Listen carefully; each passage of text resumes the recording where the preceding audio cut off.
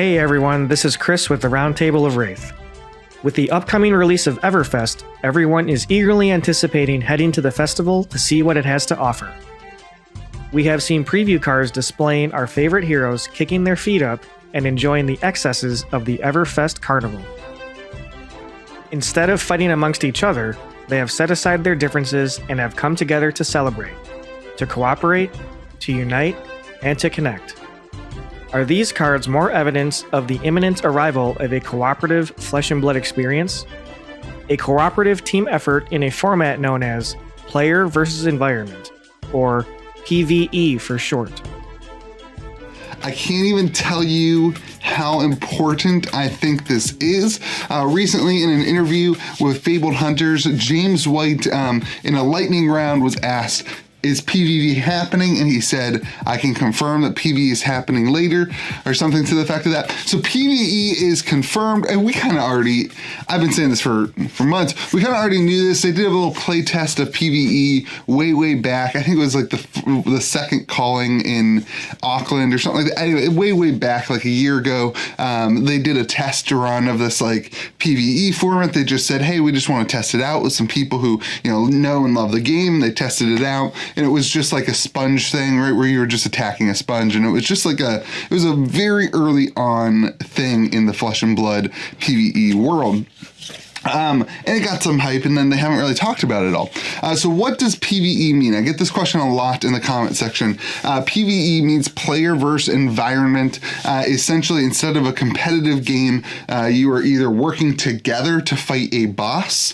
That is what PvE is. You are working together to fight a boss, or that boss can either be like an automa thing, so like it's played by a deck, or it can be played by an opponent.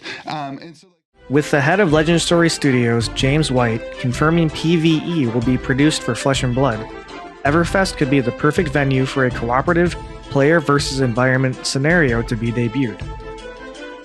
Beyond cards that are clearly marked for multiplayer play, like Koksa Commotion from Crucible of War, what other clues do we have hinting at player versus environment?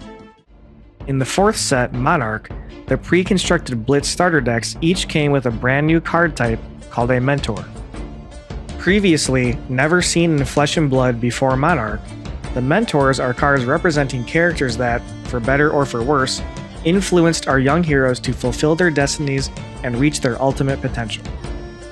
Since the release of Monarch, the Mentor cards have seen zero play in the competitive Blitz 1 vs 1 format. The Mentors have a steep cost to pay, requiring the card to remain in your arsenal for multiple turns before you can earn your reward. From a competitive play point of view, clogging up your arsenal has been deemed a drawback too significant to justify including Mentor cards in your Blitz deck. However, what if the Mentors are meant to be played in a cooperative PvE format? If your team has 2, 3, or 4 heroes working in concert, not having an active arsenal for a few turns may not be as punishing compared to during a competitive 1 vs 1 game. Additionally, the flavor of the Mentors helping the young heroes to overcome adversities seems to fit nicely into the theme of a PvE experience. Lastly, let us look at the fabled rarity card from Tales of Aria, a location card called Corsham, Crossroad of Elements. Corsham is the ultimate collector's item, as fabled rarity cards are estimated to appear in approximately 1 in every 960 booster packs. The card reads, when you arrive at the legendary Corsham, go again. Whenever a hero reveals a card, they gain a resource, or gain 1 health, or their next attack this day gets +1 power, or their next attack action card they defend with this day gets +1 defense.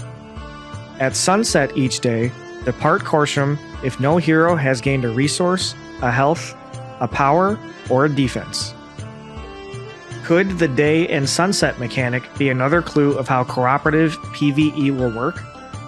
Perhaps our heroes are sent on a grand adventure and have only a set number of days, or game turns, to complete the mission.